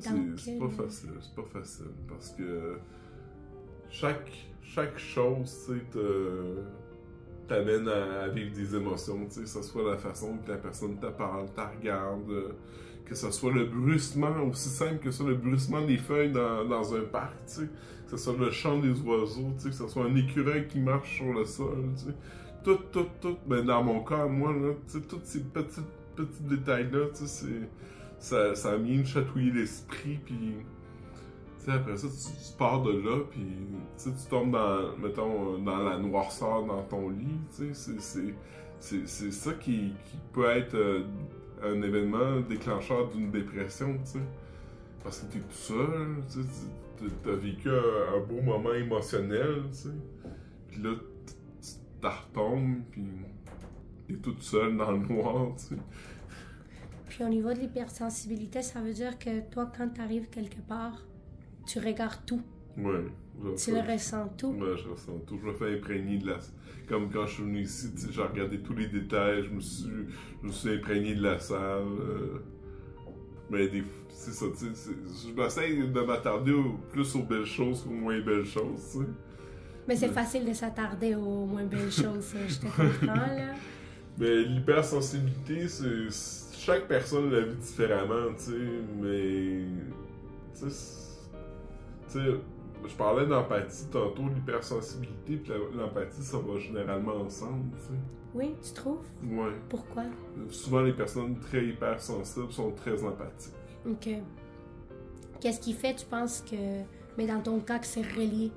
Ben, c'est parce que j'ai été diagnostiqué hypersensible, empathe, tu sais, j'ai fait des évolutions dans mon cheminement, puis c'est souvent le contraire des personnes pervers narcissiques, tu sais.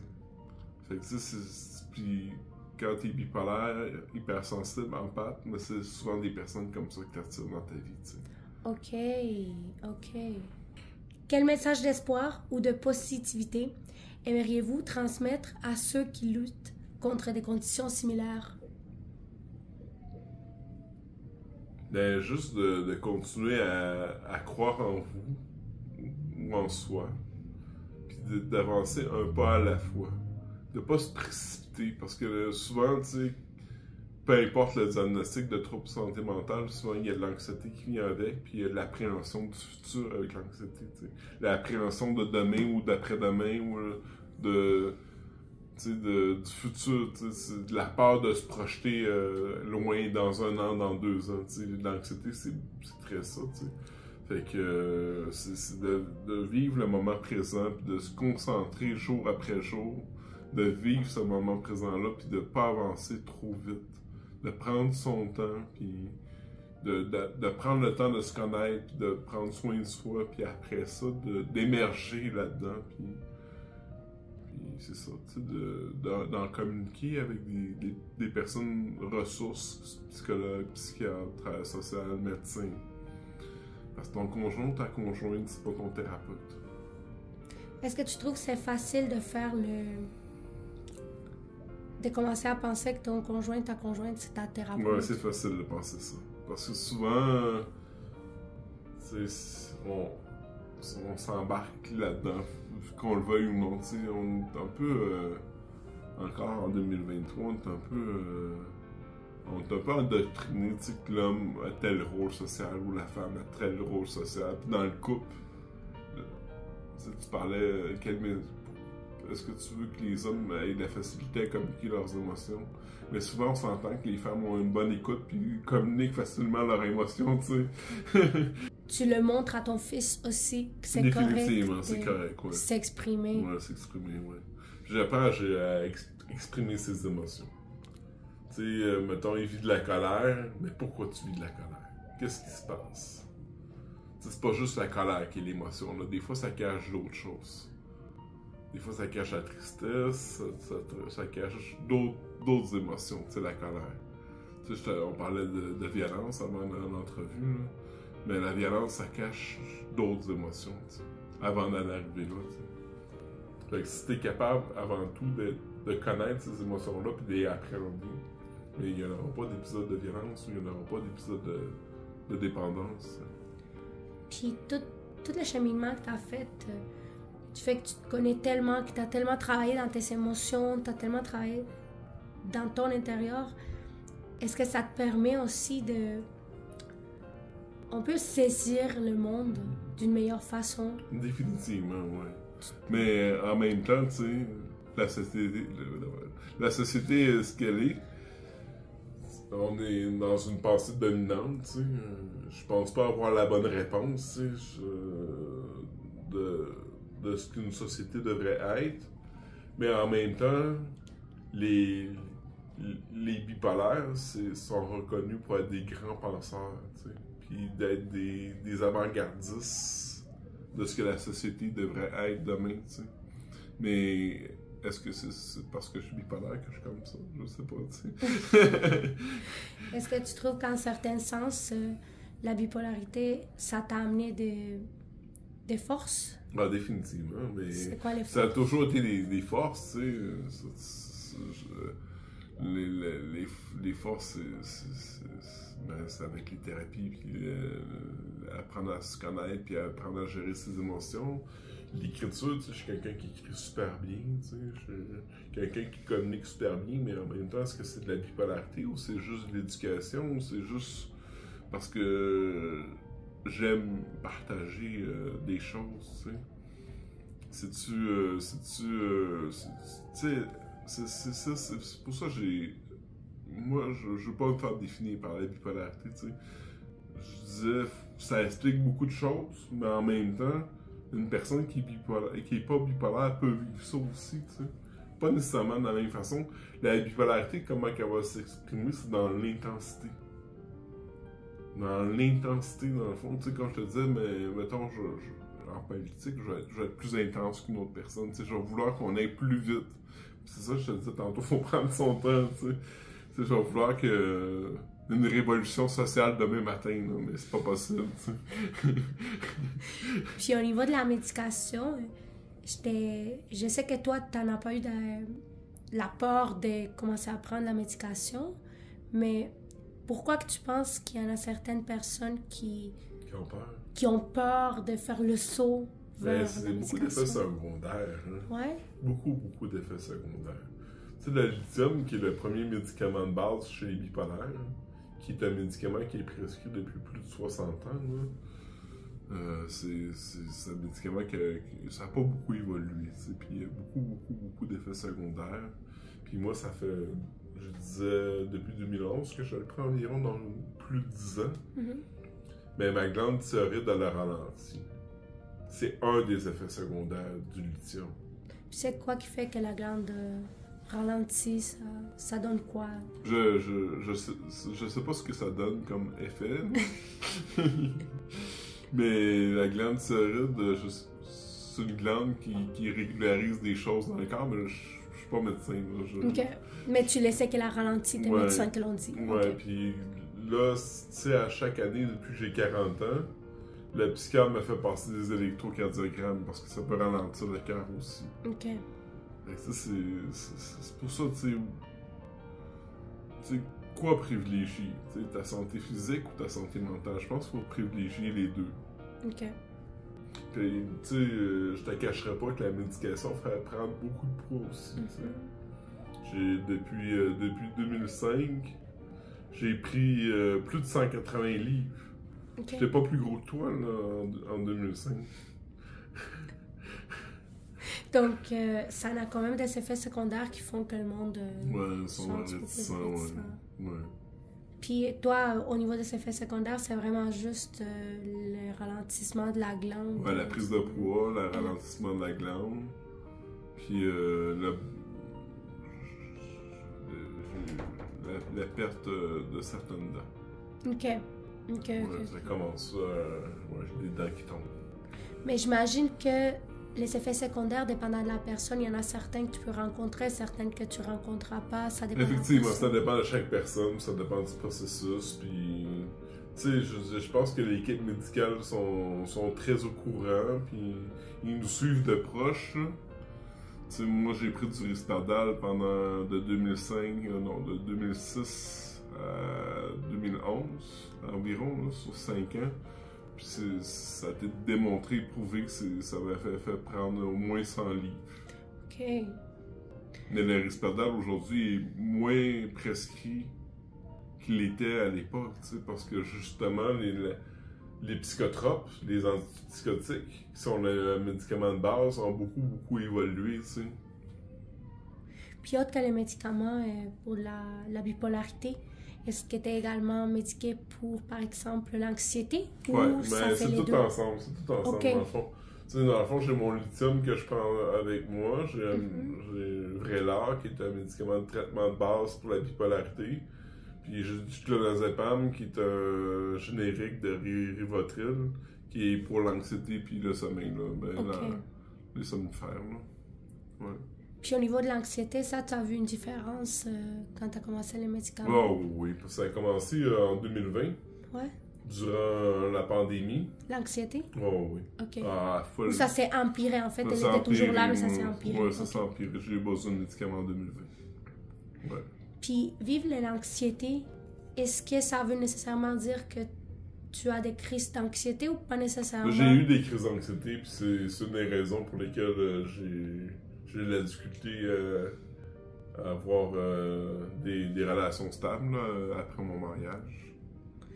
Puis une crise d'anxiété, ça se produit comment? C'est long, c'est court? C'est court. C'est court. Dans mon cas, c'est court. C'est sur le moment présent. C'est pour ça qu'il faut se ramener à soi-même, tu sais. Puis être proche du moment présent, puis être proche de soi. Parce que la crise d'anxiété, mettons, je sais pas, tu sais, mettons, là, ça va diffuser sur Internet, mettons tout ça, puis il y a des commentaires ultra négatifs, puis ben, je pourrais faire une crise d'anxiété, tu sais. Ok, je comprends ce que tu veux dire. Donc, ça va être dans le moment présent, puis il y a une cause à ça. Oui, ça se déclenche pas toute seule, la crise d'anxiété. Non. Mettons, je sais pas, tu sais, il y a une super belle émission au Québec qui existe, qui est à la fin du 21e siècle, la nouvelle maladie. C'est une émission qui est sur YouTube. Tu regarderas ça, ça parle d'anxiété, puis ça parle des 3 types d'anxiété généralisée, puis c'est vraiment intéressant. J'ai beaucoup aimé ce reportage-là. Toi, tu tombes dans quel type d'anxiété généralisée? Je sais pas si c'est généralisé ou pas, mais probablement, mais c'est lié au trouble bipolaire. Ok. C'est pas de l'anxiété parce que je suis anxieux, c'est de l'anxiété parce que c'est lié au trouble bipolaire. Ok, je comprends. Mais quand tu dis c'est lié au trouble bipolaire, ça veut dire que ce n'est pas 2 diagnostics séparés, mais en fait l'anxiété avec. Oui, la avec bipolarité. la bipolarité. Ok. Ouais. Ok, là je comprends. Puis est-ce que tu as d'autres amis qui sont bipolaires également? Ouais, j'ai beaucoup d'amis bipolaires. Ouais. Est-ce qu'ils l'abordent comme toi ou pas toujours, non. Il y a du monde qui en parle pas. Ok. La plupart n'en parlent pas. Ouais. Ils me trouvent courageux d'être ici aujourd'hui. Pourquoi que tu penses qu'ils en parlent pas? Mais par peur de ça, j'ai dans les stéréotypes. Puis, Ok. ils me trouvent courageux d'être ici, puis d'en parler. Puis, tu sais.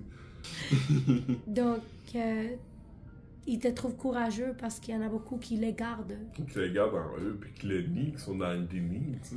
Ok. Là, comme je te disais tantôt, j'ai une page là, sur la bipolarité. J'ai 1300 personnes qui me suivent en ce moment, tu sais. Aujourd'hui, peut-être un peu plus. Tu sais, puis je l'ai écrit que j'étais ici aujourd'hui. Venir te parler à toi de bipolarité. Puis il y en a beaucoup qui me trouvent courageux. Là. C'est pas donné à tous, tu sais, puis... Mais tu sais, pas tout le monde aussi qui a la facilité de s'exprimer, de ouais. communiquer comme toi, il y en a beaucoup, comme tu dis, que peut-être ils ont peur d'avoir l'étiquette. Mais je trouve ça bien ta pensée, comment que tu le dis, si t'es pas à l'aise avec mon diagnostic, t'as pas besoin d'être dans ma vie proche de moi. Ouais. Tu sais, tu veux t'entourer de personnes qui partagent ton ouverture d'esprit, l'empathie. La bienveillance, surtout, tu sais. Tu sais, entre amis, là, tu sais, je parlais d'empathie, mais la bienveillance aussi est importante, tu sais, de traiter la personne qui est devant toi égale à toi-même, tu sais. Puis de pas être dans le jugement puis dans le stéréotype de cette personne-là, tu sais. Toi, t'es latino-américaine, puis tout ça, je l'ai vu, tu sais, mais moi, c'est pas écrit dans ma face que je suis bipolaire, tu sais. Mais c'est d'être dans la bienveillance, puis d'accueillir l'autre, peu importe sa différence. Tu sais. Puis parle-nous un peu de ta page Facebook. Comment qu'elle s'appelle ta page Facebook? La bipolarité vue d'ici. OK. Ouais, la bipolarité vue d'ici. OK. Parce que moi, j'ai commencé à parler de bipolarité dans des groupes bipolaires, tu sais, sur Facebook. Puis c'était beaucoup des Européens. Beaucoup. J'étais un des rares Nord-Américains, Canadiens, Français, Québécois, tu sais. Peu importe le titre, là. Puis, à un moment donné, le groupe s'est éclaté. C'est parce que c'est des bipolaires, quand même. Le groupe s'est éclaté, tu sais, parce que... Pour X raison, tu sais, le groupe s'est éclaté. Puis je suis parti tout seul dans mon coin avec cette page-là, qui est la bipolarité vue d'ici. Puis aujourd'hui, c'est ça, j'ai 1300 followers, un peu plus peut-être. Puis quand tu l'as parti, est-ce que tu pensais que tu allais réussir à rejoindre autant de monde, en fait? Non, je pensais pas. J'avais aucune appréhension. Tu sais, moi, mes amis bipolaires que j'ai connus à travers le temps, parce que j'ai eu le groupe, mais on a eu aussi des cafés où on était une dizaine de bipolaires qui se réunissaient une fois par mois au Québec. À Longueuil. On parlait des cafés ensemble, on discutait.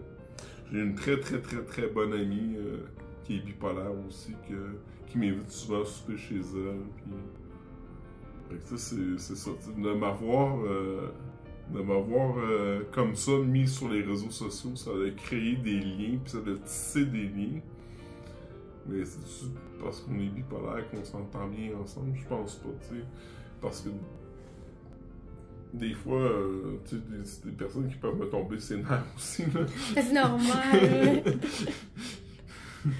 Puis, c'est ça, un jour, tu t'es juste réveillé puis tu as dit, je veux créer une page, je veux maintenant m'afficher dans les réseaux. Mais au début, je n'avais pas mis ma photo. OK. C'est une photo bien ordinaire que j'avais trouvée sur Internet, là. Donc, ça a pris un peu de temps pour ça a pris un peu de temps que je m'approprie la page puis qu'on voit mon visage associé à ma page. Ça a peut-être pris 2 ans. Puis est-ce que tu es très actif dans ta page? Très actif. Peut-être une dizaine de publications par jour. Quand même? Ouais. OK, oui. C'est beaucoup d'interactions. Il y a peut-être dans les 1000-1500 partages par jour aussi. Puis au niveau de ceux qui te suivent, est-ce que c'est surtout des personnes qui partagent le même diagnostic? Je suis pas sûr. Mais tu sais, ça s'affiche pas, hein.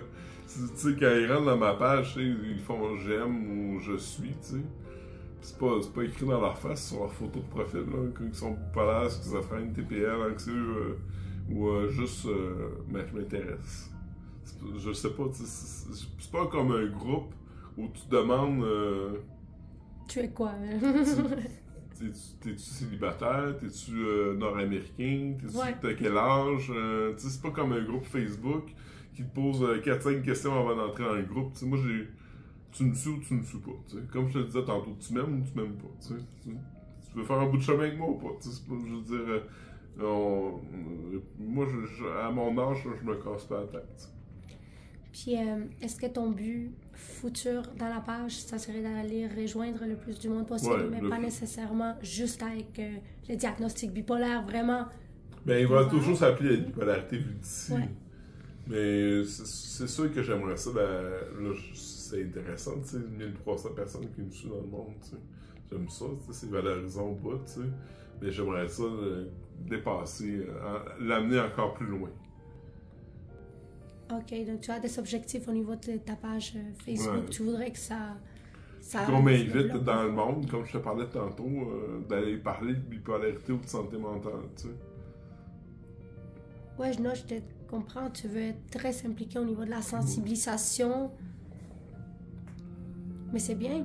C'est bien. Puis justement, comme tu dis, c'est tellement important d'avoir des personnes qui le vivent, qui sont capables de le partager, parce que tu amènes la vraie vision de comment toi tu le vis. Puis plus de personnes qui s'impliquent, mieux que c'est, parce que chaque personne le vit différemment. Chaque personne le vit différemment.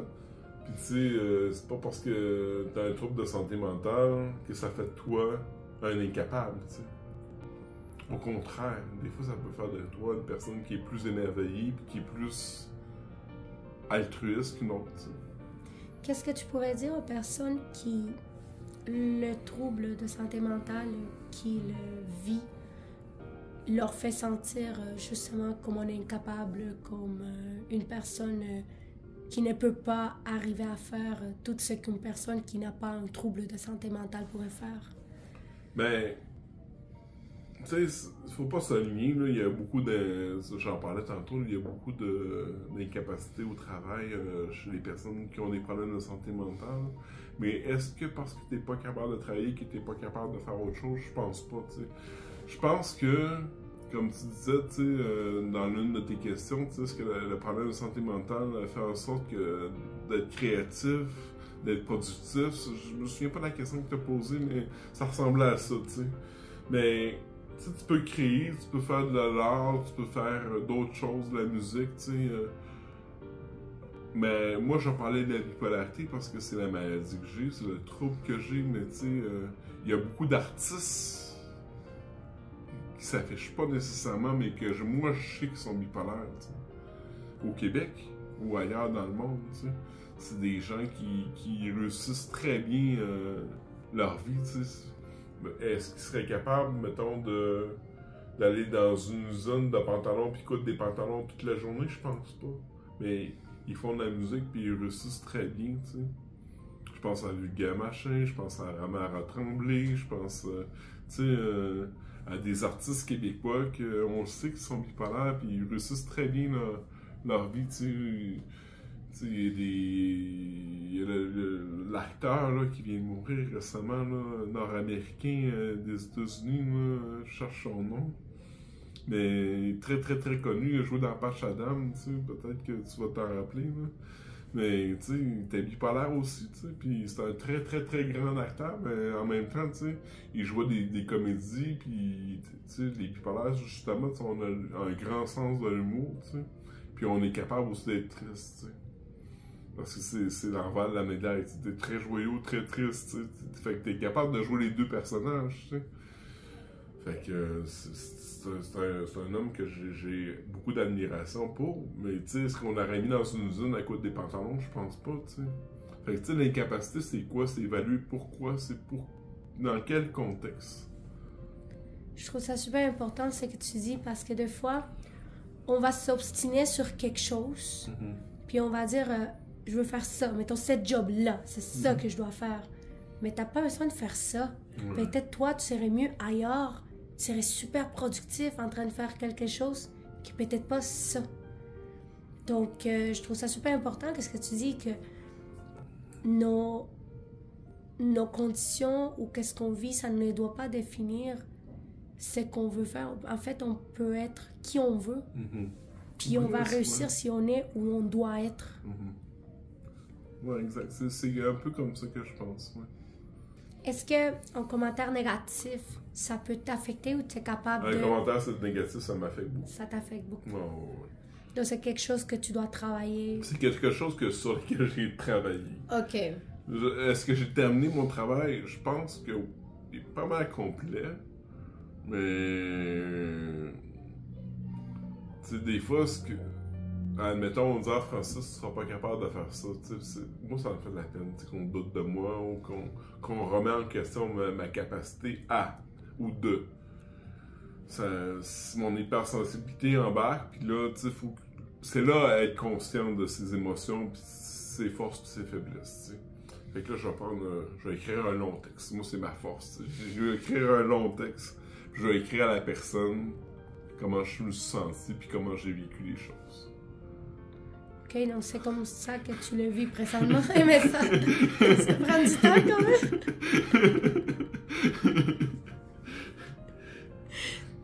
Mais c'est bon, tu communiques. Ouais, tu le sors de ton cœur, écoute. Je sors de mon cœur, ouais.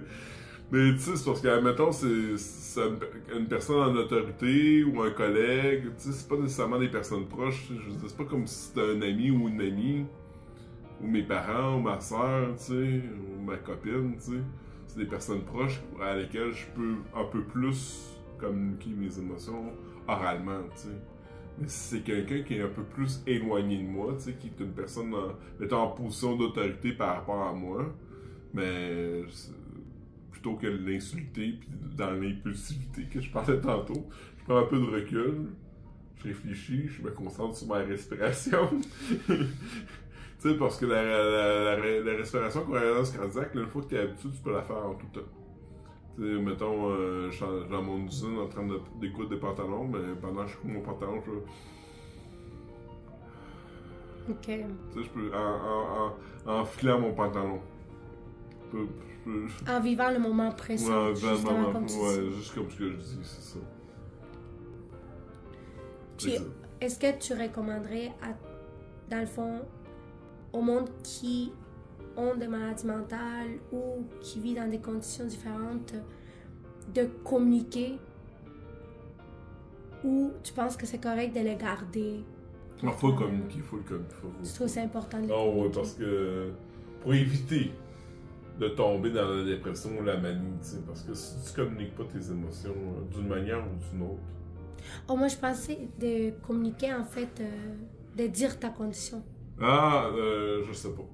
Vis-le comme tu sens. Comme tu sens. Ouais, parce que tu peux avoir des jugements puis des préjugés. Tu sais, moi je m'expose. Tu sais, parce que je le dis à mon employeur. Tu sais, mettons, je tombe en congé de travail, en arrêt de travail ou en arrêt de maladie.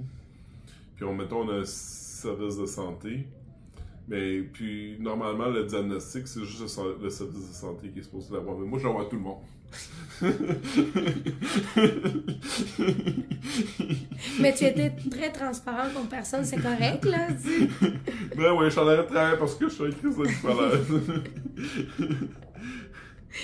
Puis eux autres, dans le fond, ça fait longtemps que tu travailles avec eux autres. Ben pas toujours, là. Des fois, c'est des nouvelles personnes.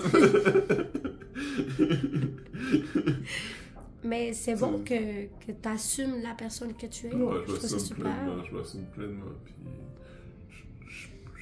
tu sais, mon représentant syndical, il disait, Francis, c'est ça qui fait de toi ta force.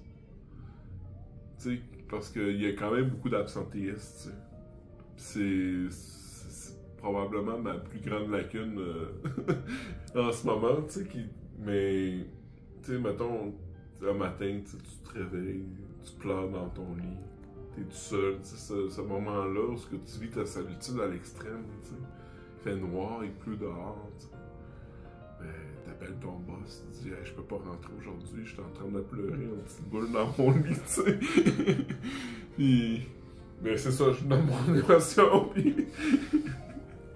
Puis est-ce que tu trouves que ça, c'est quelque chose que je me suis... dans le fond, la question m'est venue en tête maintenant quand ça dit il pleut dehors.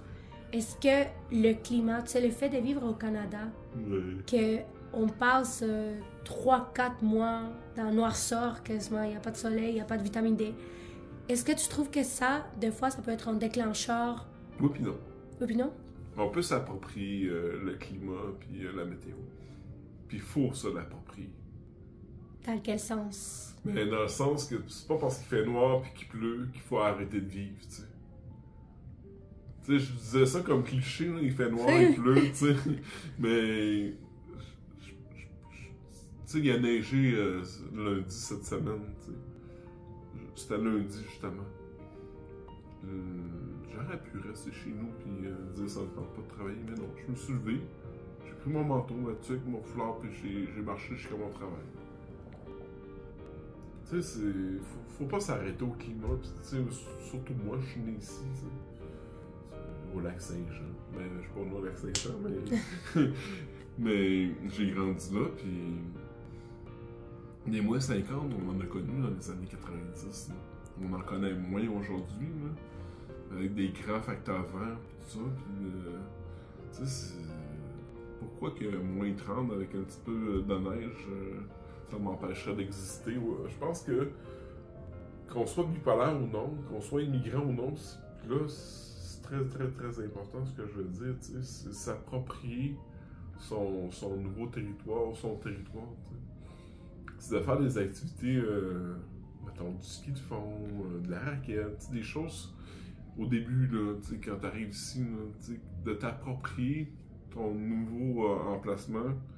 Puis un peu faire comme le Québécois moyen, là, qui n'a pas beaucoup d'éducation, qui juge les gens, là, faire un peu ton loup qui pisse autour de ton territoire. Puis, tu sais, t'habites à Montréal ou à Laval ou à Longueuil, peu importe, tu sais.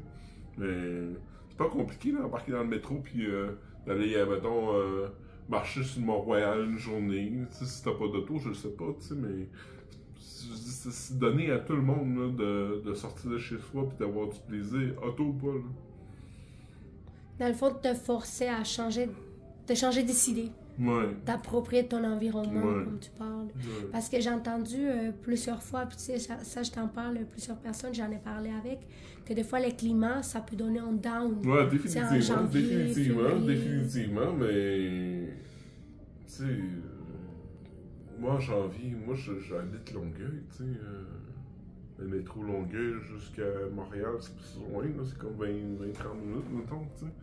Tu vas à la Place des Arts, tu vas au Festival de Lumière, tu sais, ça fait du bien, tu sais. Laval, là, je suis à Laval, là.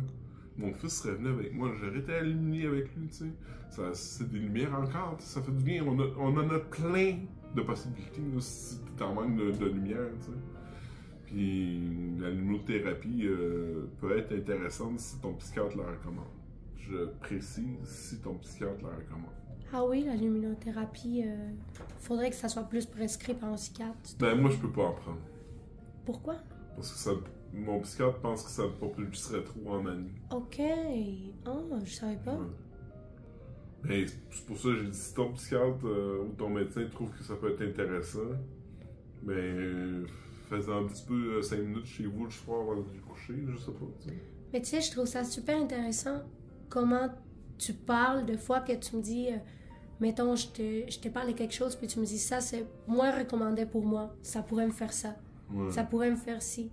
Ça démontre un peu l'importance d'aller voir des professionnels. Ouais, parce que chaque personne est différente. Exactement. Puis après, toi, en ayant les connaissances sur ton corps, tes réactions, tu es capable de faire tes propres choix. Mm-hmm. Parce que tu sais, un professionnel ne va pas faire les choix pour toi, mais il peut te donner les grandes lignes. Ouais. Au niveau des pensées suicidaires, est-ce que tu l'as déjà vécu? J'en vis souvent. Ouais. Les pensées suicidaires, c'est... C'est omniprésent dans ma vie. Ouais, c'est omniprésent. Ouais. Comment c'est vivre des pensées suicidaires? Ben, de dire, admettons, je m'en vais nulle part dans la vie. Tu sais, mettons, la situation économique est tellement difficile. Tu sais, c'est la dépression, c'est de ruminer le négatif, tu sais. Puis se dire, mais la seule solution pour sortir de là, c'est... Pour ceux qui vivent des pensées suicidaires, est-ce que tu aurais des conseils à donner?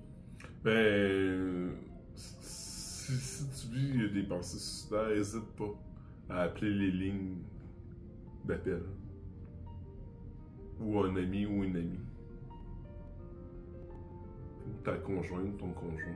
Puis, normalement, ton conjoint, ta conjointe, tu devrais pas l'appeler, là, parce que, comme je t'ai dit, c'est pas un thérapeute, mais, tu sais, faut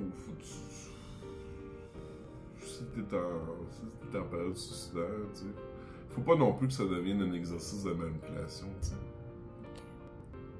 Tu sais, parce que c'est ça qui est difficile avec le conjoint ou la conjointe, tu sais. Ah, je veux me suicider un matin, reste près de moi, tu sais. Ça peut devenir un exercice de manipulation. Fait que c'est faire très, très, très, très, très attention à ça aussi. Puis en être conscient, puis autant pour le conjoint que la conjointe. Puis, t'as-tu déjà appelé à la ligne? Moi, oui, j'ai déjà appelé, ouais. Est-ce que tu as eu une belle réponse? T'as aimé? Ouais, j'ai aimé. Moi, j'ai aimé, mais... J'ai aimé. La ligne canadienne, je la trouve plus intéressante que la ligne québécoise. Ouais. Ouais. Est-ce que les pensées suicidaires, tu trouves que quand tu en as des pensées suicidaires, ce n'est pas nécessairement que tu vas passer à l'acte? Pas nécessairement que tu vas passer à l'acte. Des fois, c'est comme je te disais tantôt, c'est juste de ruminer son malheur, tu sais. Puis de se dire que ben, je vais m'enlever la vie, tu sais. Mais des fois, t'as juste besoin de parler à quelqu'un, tu sais. Mais c'est pour ça que j'expliquais tantôt, ton conjoint, ta conjointe, il faut pas que ça devienne ton thérapeute, il faut pas que ça soit non plus ta béquille ou, tu sais. Puis il faut pas... Il peut y avoir de la manipulation là-dedans aussi, tu sais. Faut en être conscient, tu sais. Je me sens déprimé, je me sens suicidaire, mais il faut qu'elle parte travailler quand même, cette personne-là. Non, je comprends ce que tu veux dire. On peut pas sauver la vie de tout le monde non plus. Puis, comme j'ai dit d'entrée, c'est d'être près de soi, autant pour toi que pour les autres qui sont pas malades. Là. En conclusion, comment tu aimerais conclure cette entrevue? Et je te laisse en fait parler autant que tu veux, d'autant de choses que tu veux. C'est quoi que tu voudrais dire aux personnes qui peuvent écouter cette entrevue? D'abord et avant tout, merci de m'avoir donné l'opportunité d'être ici aujourd'hui. Non, merci à toi. Au contraire, je trouve ça extrêmement pertinent de parler de sujet de même.